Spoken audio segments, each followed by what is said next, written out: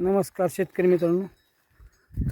पाहू शकता आपण या ठिकाणी शेवगा शेतीमध्ये तर आपल्या शेवगा जे आहे अशा पद्धतीमध्ये आलेला आहे. कुठं कुठं पाहिलं तर शेवग्याला मगर निघायला लागलेत. पाहू शकता अशा पद्धतीचे मगर निघायला लागले शेवग्यामध्ये.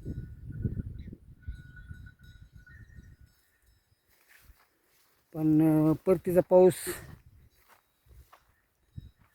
पुढच्या महिन्यामध्ये असल्यामुळं या फुलाची संख्या राहील किंवा नाही राहील सांगता येत नाही. कारण अशा पद्धतीमध्ये शेंडा छाटणी देखील करणं आवश्यक आहे. झाडांना उंच न जाऊ देणं.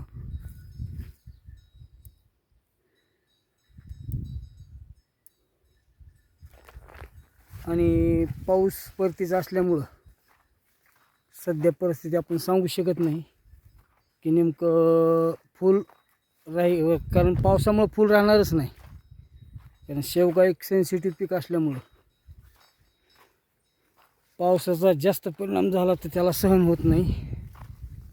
कारण हे बांधावरचं पीक आहे आणि बांधावरचं पीक आपण शेतामध्ये आणलेलं आहे म्हणायचं. कारण याला फवारण्या बिवारण्या करून देखील बांधावरच्या शेवग्यावर 90% आळीच पडत नाही. पण आपण शेतामध्ये आणलेल्या पिकाला आळी कंपल्सरी 15 दिवसाला फवारणी करावीच लागते. कारण पौर्णिमेच्या आधी एक आणि अमावस्येच्या नंतर एक अशा 2 फवारण्या कंपल्सरी कराव्याच लागतात. आणि फुल अवस्थेमध्ये कधीही पाहिलं तर कीटकनाशक आणि बुरशीनाशक दोन्हीही सोबत कधी फवारणी करायची नाही. कारण दोन्ही सोबत जर फवारणी केली तर 100% तुमची पानगळ होणारच. आवश्यकता अशा पद्धतीने शेंडा देखील खुडणं आवश्यक आहे. असा शेंडा देखील आपण खुडत आहोत.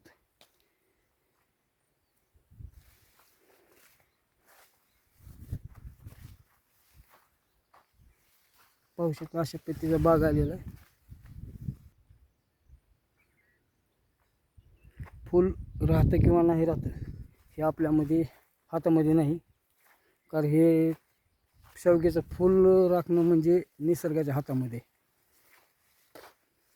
आणि सेटिंगसाठी सध्या मधमाशी काही बाहेर फिरत नाही.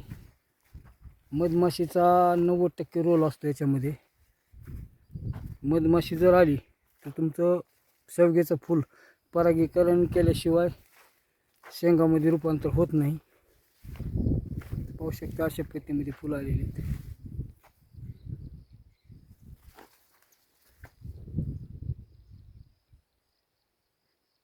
आणि फुलगळ देखील होत आहे.